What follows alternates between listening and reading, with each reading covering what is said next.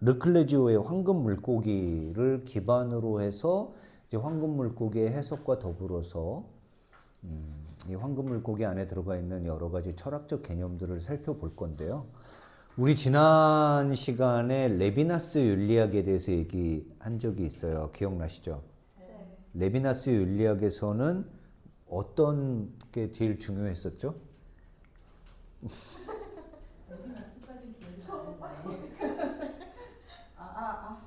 타자의 욕망? 욕망? 그건 락항? 그건 락항이고 타자의 얼굴. 타자의 얼굴이 왜 중요하다고 했죠? 얼굴을 보고는 그 범죄를 네. 그러니까 그런 비슷한 거였는데. 왜 타자의 얼굴이라고 얘기를 하느냐 하면 예를 들어서 소말리아에서 어린이들이 20만 명이 굶고 있어요. 그럼 우리가 그 뉴스를 보면 가슴은 조금 아프지만 20만 명은 숫자일 뿐이죠. 그게 2만 명이건 200명이건 2,000명이건 그건 그냥 숫자일 뿐이에요. 숫자로 다가오고 기사로 다가오는 동안에 우리는 소말리아에 대해서 생각하기를 멈춰요. 기사 잠깐 보고 그때 잠깐 느꼈던 감정이 다죠. 근데 소말리아에 굶어 죽어가는 어린이의 입가로 파리가 막 돌아다니고 눈 동자에 파리가 앉았는데도 그걸 쫓을 기운조차 없는 뼈만 남은 아이의 영상을 보는 순간 우리는 충격을 받아요. 그래서 이제 후원금 같은 거가 그래서 전 세계의 어떤 그런 후원 활동을 하는 단체들이 되도록이면 그런 참상을 알리려고 하는데 이때도 그 아이가 카메라를 보느냐 안 보느냐 하고도 또 관련이 있어요. 우리가 그 눈을 볼 수 있느냐 없느냐. 자, 레비나스는 타자, 여기서 이제 타자라고 하는 레비나스가 불어로 아우트레였나? 아우트레였던 것 같아요. 네, 아우트레.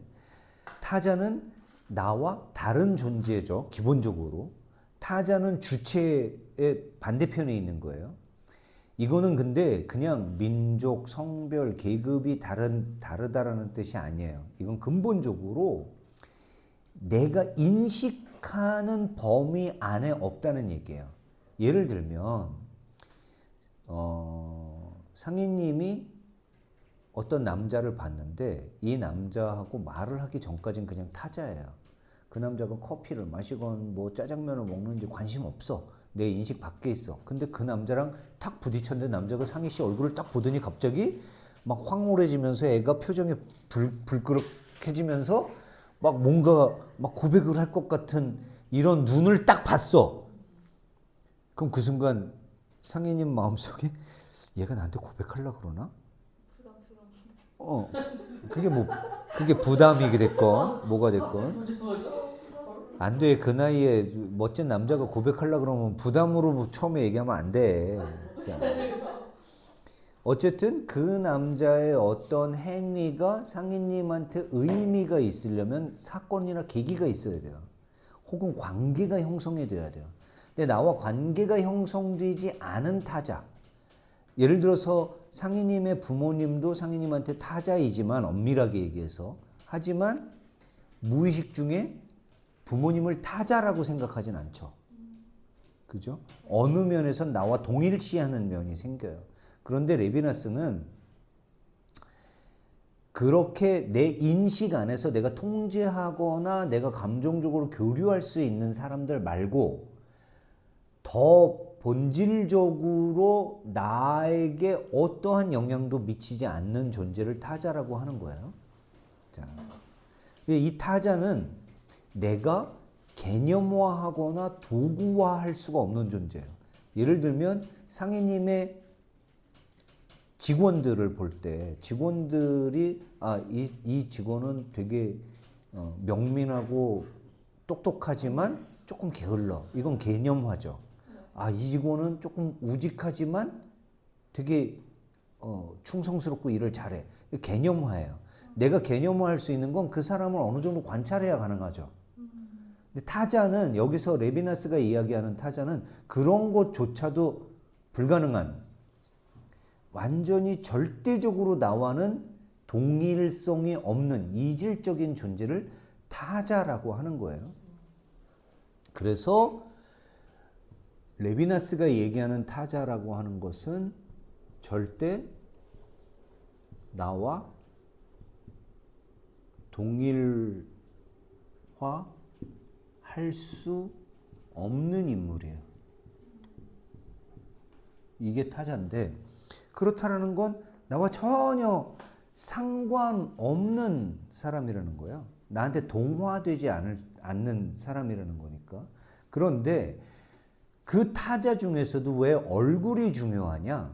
레비나스는 이 얼굴을 그냥 단순한 얼굴이 아니라 존재의 현전이라고 표현을 해요. 아, 말 어려워진다. 이런 말 안 외워도 돼요. 이런 말 안 외워도 그냥 타자의 얼굴만 아시면 돼요. 자, 이 존재 현전이라는 건 존재가 갑자기 내 앞에 슥 드러나는 걸 의미해요. 나하고 아무 상관없으면 이건 약간 하이데거가 문고리를 가지고 얘기했던 거랑 비슷해요. 문고리는 고장나기 전에 존재하지 않는 거예요. 존재하지 않다가 고장이 나면 갑자기 내 앞에 나타나요. 문고리가. 평상시에는 있는지 없는지도 몰랐던 이게 실제로 존재하는 사물로서는 있으나 이것이 내 의식 안에 들어오기 전에는 존재하지 않는 것과 마찬가지라는 게 이제 하이데거식 어떤 존재론인데 레비나스도 출발하는 건 비슷해요. 그런데 이 타자의 얼굴은 내가 그 타자의 얼굴을 인식하는 순간 말을 나한테 하지 않아도 이 얼굴은 나한테 나를 죽이지 마 라는 말을 건넨다라는 거예요. 이 나를 죽이지 마 라고 타자가 나에게 말을 건넨 명령이라고 해요. 레비나스는 이거 이제 말을 하지 않고도 얼굴로서 전달하는 이 명령, 나를 죽이지 마, 나를 죽이면 안 돼 라는 명령이 어떠한 규칙이나 원칙, 도덕보다 앞에 있어야 된다는 거예요. 레비나스는 뭐 우리가 이제 흔히 아는 뭐 데카르트는 우리 주체를 찾은 사람이죠. 주체를 우리에게 가져다 줬어요. 칸트, 헤겔, 뭐 니체, 사르트르 다 주체에 대해서만 얘기를 했어요. 우리 지금까지 수업하는 거의 모든 얘기들이 결국은 다 주체적으로 살 수 있느냐 없느냐. 나는 주체로서 이 사회에 기능할 수 있는가 없는가. 이 사회는 나를 객체로 소외하지 않는가. 나도 모르는 사이에 나는 객체로서의 삶, 그러니까 소외된 삶을 살지 않는가. 이런 질문들과 그거에 대한 대답들로 가득 차 있었는데 레비나스는 스톱! 주체 고민하기 전에 더 중요한 게 있어. 그건 뭐냐 하면 인간뿐만 아니라 이 세계의 모든 생명체 혹은 무생물들을 포함해서 이 세계에 존재하는 모든 것들은 서로에게 영향을 주고받는 관계를 이미 가지고 있다는 거예요. 근데 그 상대의 얼굴이 나에게 드러남으로써 나에게 현존하지 않는 이상 우리는 그 관계를 무시하거나 모르거나 아예 인지할 가능성조차 차단하고 산다라는 거죠. 그래서 소말리아에서 죽어가는 어린아이하고 나하고 뭔 상관이야? 일단 왜 뭔 상관이냐면 우린 살면서 신문이나 광고나 뭐 어떤 영상을 봄으로써 딱 드러나지 않는 이상은 평소에 생각해요? 잠깐 불쌍하다고 생각했던 거 말고 생각하지 않아요. 생각하지 않는다는 건 존재하지 않는 거예요, 나에게 존재하지 않는 거예요. 근데 레비나스는 그럼에도 불구하고 우리 관계 속에 이미 엮여 들어와 있다라고 얘기를 하는 거예요. 아주 작은 연결고리로라도. 자, 그래서 타자의 얼굴은 나에게 윤리적인 책임을 요청한다는 거죠. 자, 어떻게 연결되어 있는지 우리 한번 상상의 나래를 잠깐 펴볼까요? 우리 저도 충격을 받았던 건데 옷 사서 입었다가 옷이 실증 나거나 해지거나 이러면 버리죠. 버릴 때 어디다 버려요?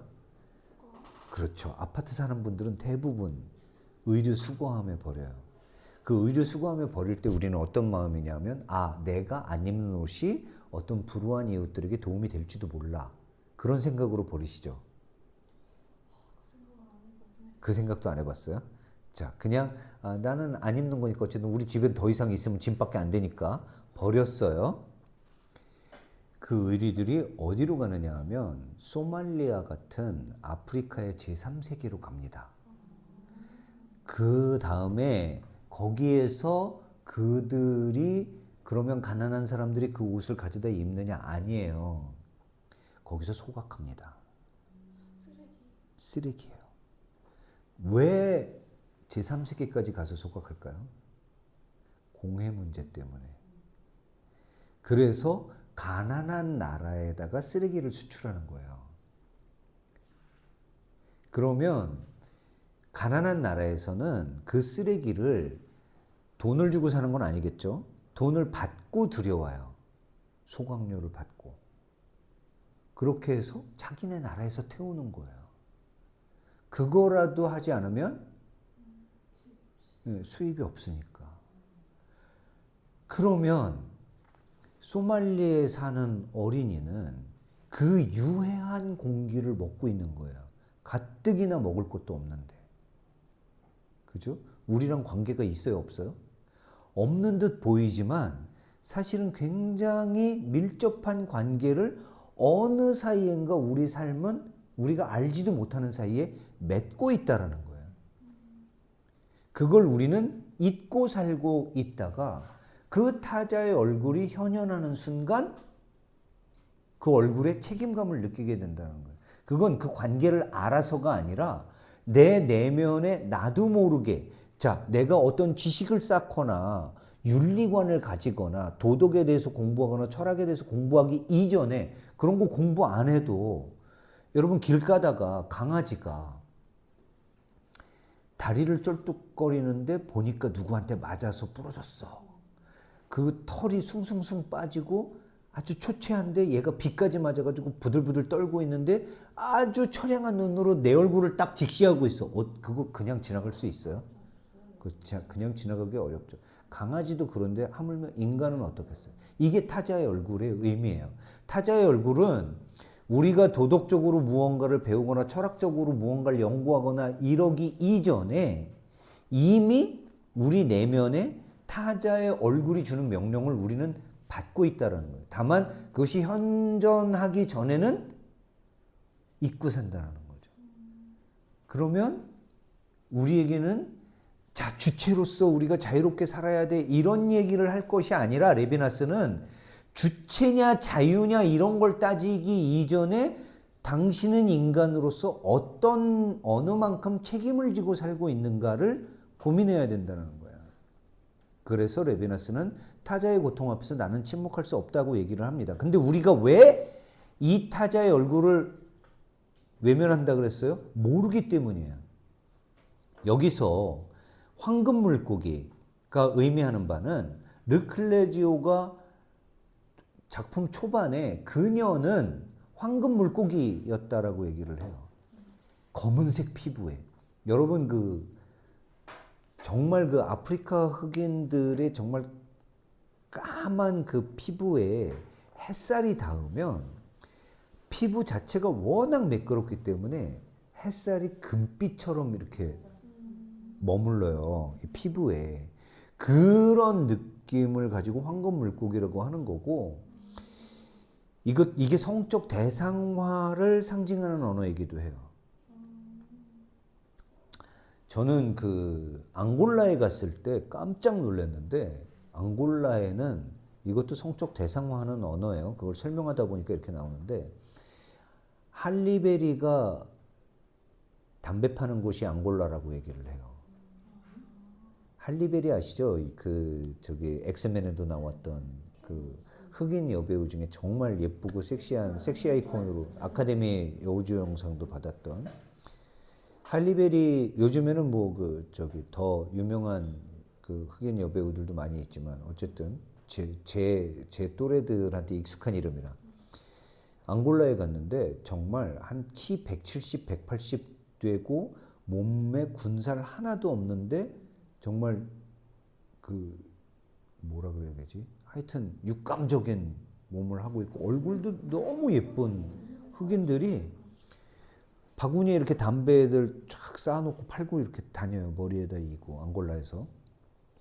저는 앙골라 전쟁이 끝나고 2달인가 있다가 갔었는데 일 때문에 거기 이제 나 군대. 우리나라 조선 회사에서 앙골라 앞바다에 그 쉘이라고 하는 그 다국적 그 석유 기업이 있어요. 그 석유 기업에 납품한 그걸 뭐라 그러지? 이렇게 시추선. 석유 시추선을 이제 홍보 영화 때문에 제가 촬영을 하러 앙골라에 간 적이 있어요. 한 2주 동안 머물렀었던 적이 있는데 그때 충격적인 장면 중에 하나가 제가 앙골라의 수도가 앙골라예요. 앙골라 수도에 앙골라 공원이라는 게 있고 그 앙골라 공원 앞에 앙골라 호텔이라고 있어요. 여기가 앙골라에서 유일한 5성급 호텔이에요. 거기서 이제 숙소를 잡고 근데 제가 막 부자여서 5성급을 잡은 게 아니라 다른 데는 위험해서 못 잡아요. 그때 당시에. 그 숙소를 잡고 있는데 이 호텔에서는 국가의 가장 좋은 호텔이니까 2주 동안 머무는 동안 거기 그 아래에서 한 대여섯 번은 파티가 있었던 것 같아요. 연회장에서. 파티장에서 파티를 하고 나면 음식 쓰레기들이 엄청 나오잖아요. 음식 쓰레기를 처리하는 그 호텔 뒷골목 쪽에 가면 아이들이 음식 쓰레기 나오기를 못 빠지게 기다리고 있는 아이들이 있어요. 그 아이들 중에 일부는 다리가 없거나 팔이 없는 아이들이 있어요. 전쟁이 끝난 지 얼마 안 됐을 때니까. 그렇게 처참하게 그 음식 쓰레기를 기다리는 아이들이 있는데 그 아이들은 그나마도 형편이 좋은 거예요. 그 음식 쓰레기라도 받을 수가 있으니까 호텔 근처에 살아서. 앙골라 해변이 있는데 해변이 서양의 회사들이 그 해변을 구역으로 나누어 가지고 관리를 하고 있어요. 그 안에 그 서민들이 오는 해변에서 어떤 아이가 공을 가지고 놀다가 공이 바닷물을 타고 이 해안가에 있는 철책선 안쪽 이쪽 기업 땅으로 들어왔어. 요게 내가 묵고 있던 호텔 땅이야. 경비원들이 엄마하고 아이한테 총뿌리를 들이대면서 나가라고 그러는 거야.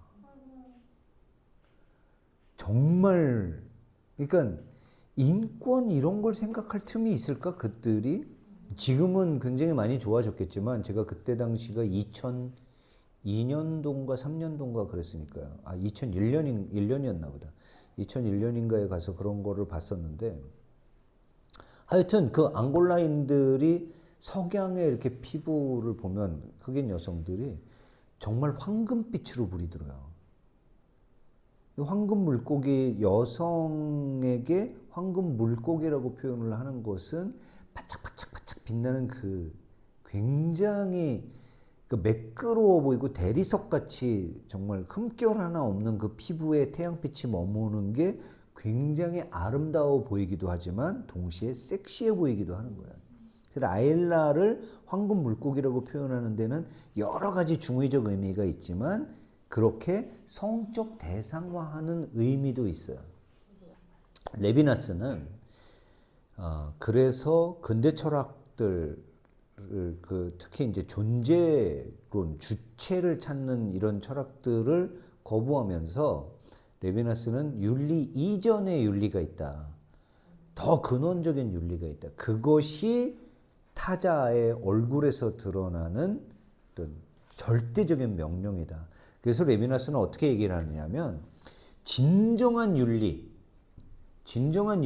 만들어지는 게 아니라고 생각해요. 진정한 윤리는 타자를 이해하는 것이 아니라고 해요. 이게 무슨 말일까요? 진정한 윤리는 레비나스가 볼 때는 타자를 이해하는 것이 아니라 타자는 이해가 불가능하다는 거예요. 우리가 어떻게 아프리카인들을 다 이해를 하겠어? 우리가 어떻게 중국인들, 일본인들을 다 이해를 하겠어? 그죠? 이해를 하는 것이 아니라 이들은 이해가 불가능하다라는 걸 전제로 두고 그 이해 불가능성을 받아들이는 거예요. 이게 진짜 윤리라고 생각을 했어요. 머리로 이해하려고 하기 이전에 우리 마음속에는 이미 타자의 얼굴이 주는 명령을 받아들일 수 있는 장치가 들어있다라는 거예요. 그런 마음일 수도 있죠. 그런 마음일 수도 있죠. 사실 어려운 얘기가 하나도 아닌데 이제 철학자들이 철학적으로 얘기를 하다 보니까 뭐 존재, 현전이니 무슨 타자성의 윤리니 뭐 이렇게 얘기를 하는데 가장 중요한 건 이거예요. 주체를 생각하는 사람들은 자꾸 이 주체에 맞추어서 우리 대상들을 어떻게든 개념화하고 뭔가 어떤 형태를 부여해서 그 형태를 사랑하거나 미워한다는 거예요, 우리는. 근데 타자성의 윤리라는 것은 개념화하기 전에 우리에게 그냥 드러났을 때 그때 그 얼굴이 날 죽이지 마라고 명령하면 죽이면 안 된다라는 거예요. 전쟁이 왜 일어나요? 그걸 무시하기 때문에 일어나는 거예요. 나는 우리 전쟁 영화들, 유명한 전쟁 영화들 보면 그런 영화들 많이 있어요. 적군이 관역일 때는 막 쏴서 죽였어요. 얼굴도 잘 안 보이고 철모나 뭐 그림자에 가려져 있거나 막 이래서 얼굴 잘 다 쏴서 죽였어. 그런데 어느 순간 눈이 딱 마주치면 갑자기 저격수가 총을 못 쏜다든지 칼부림을 막 하다가 찌르려고 딱 이겨가지고 찌르려고 딱 하는데 그 병사의 얼굴이 철모가 확 벗겨지면서 15살 소년의 얼굴이 나타나면 망설이고 자기가 총 맞아 죽는 이런 장면들 많이 보죠. 이게 타자의 얼굴이에요. 타자의 얼굴을 직면하는 순간 우리는 우리 안에 있는지도 몰랐던 절대적인 명령을 듣는다는 거죠. 나를 죽이지 마. 이 명령을 더 우리가 일상 속에서 상기할 수 있다면 그것이 타자성의 윤리가 된다라고 하는 거예요. 그래서 이 소설에 나타나는 라일라도 처음에는 그냥 이름 없는 소녀일 뿐이고, 자, 이 라일라한테 폭력을 행사하는 사람들을 가만히 생각을 해보세요. 그들은 라일라라고 하는 한 개인에게 폭력을 휘두르는 게 아니에요. 가만히 보면. 얘는 흑인이기 때문에 더러워. 그래서 폭력을 휘두르고. 얘는 황금 물고기처럼 빛이 나는 피부를 가지고 있어. 그래서 성폭행하려고 하고. 얘를 사랑하기 때문에 어떤 얘와 잠자리를 가지려고 하는 인물은 몇 명 안 나와요. 그리고 얘는 그런 인물들에 대해서는 자기 몸을 허락을 해요.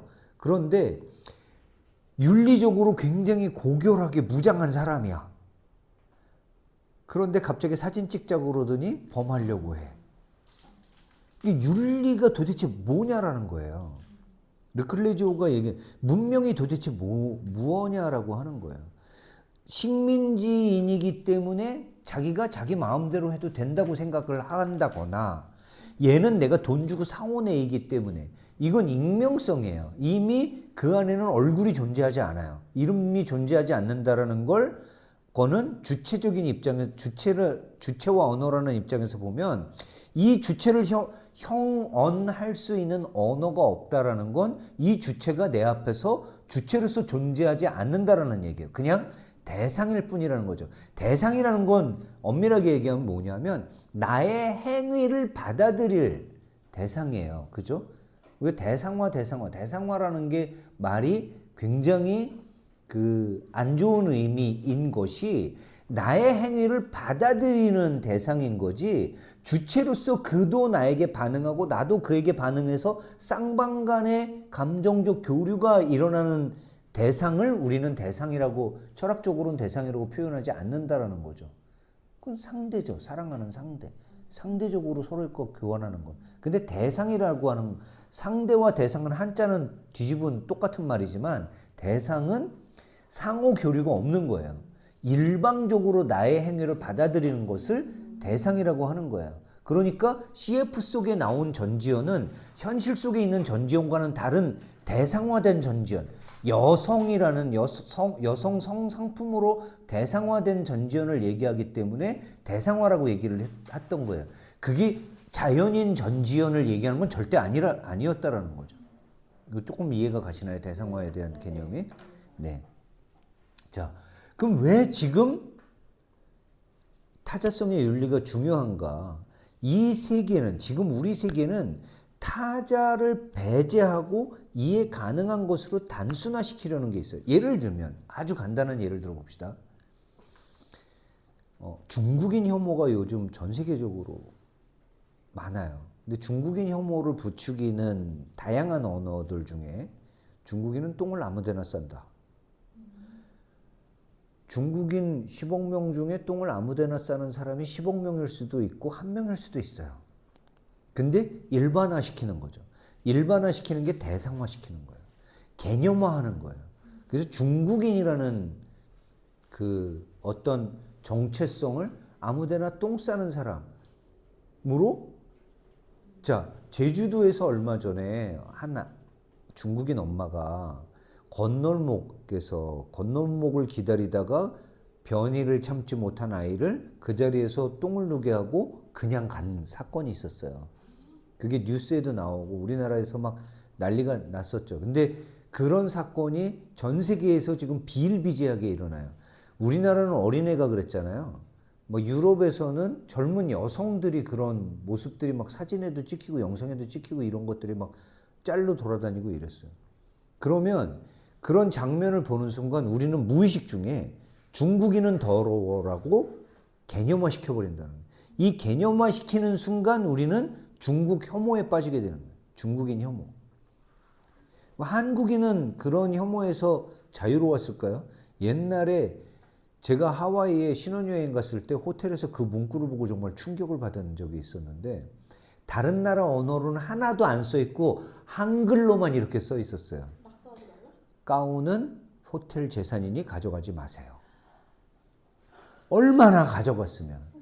그러니까 저는 이제 사이판으로 신혼여행을 처음에 갔었는데, 그때 당시 사이판에서 그런 얘기를 썼다는 건 미국인들에게 한국인이 그런 이미지였다는 거예요. 대상화된 거예요. 개념화된 거예요. 개념화돼 버리면 우리는 타자의 얼굴에 공감할 수가 없게 돼요. 타자의 얼굴의 명령을 들을 수가 없게 된다는 거죠. 상품화하는 시대. 전지현 씨를 얘기로 들기도 했지만 우리는 다양한 인물들을 상품화하죠. 어쩌면 제발 그러지 않기를 바라지만 소말리아 어린이가 굶주린 모습을 보여주고 후원금을 받으려고 하는 그 단체가 순수하게 그 후원금을 소말리아 어린이를 위해서 쓰기를 바라지만, 만약에 그러지 않는다면 그건 단순히 상품화해버린 거에 불과하게 됩니다. 그 상품화로 대표적인 인물이 있죠, 우리나라에. 네, 여사님 어디 가기만 하면 애기 안고 이렇게 오드리 헵번 흉내는, 이게 전형적인 상품화예요. 그게 왜 그게 왜 욕을 먹은 거냐 하면, 오드리 헵번이 사진을 찍었을 때에는 사진을 찍겠다는 목적을 가지고 아이를 안고 있었던 것이 아니라 아이를 위해서 안고 있는 오드리 헵번이 그때 얼굴, 그 사진 기억나시나요? 오드리 헵번 얼굴이 굉장히 처연해요. 되게 절박해요. 사진을 찍으려고 간 게 아니에요. 근데 우리 여사님은 사진을 찍으러 간 게 너무 명백했기 때문에 대상화하고 상품화했다라는 것 때문에 욕을 먹은 거예요. 동일한 행동인데 목적이 어딘가에 따라서 욕을 먹게 된다는 거죠. 인문학을 모르기 때문에 그런 행동을 하는 거예요. 그게 잘하는 건 줄 알고. 자, 낯선 존재를 그냥 단순히 존중하자라는 것이 아니라 내가 존재하는 게 정말 옳아? 내가 존재하는 이 방식이 정말 옳아? 이것도 우리 늘 질문했던 밀란 쿤데라의 질문과 다 있어요. 내가 저들을 동정하는 건 옳아? 그냥 불쌍히 여긴다라는 이 태도가 옳은 거야? 그것이 아니라 인간 대 인간으로 만날 수 있어야 된다라고 레비나스는 얘기를 하는 겁니다.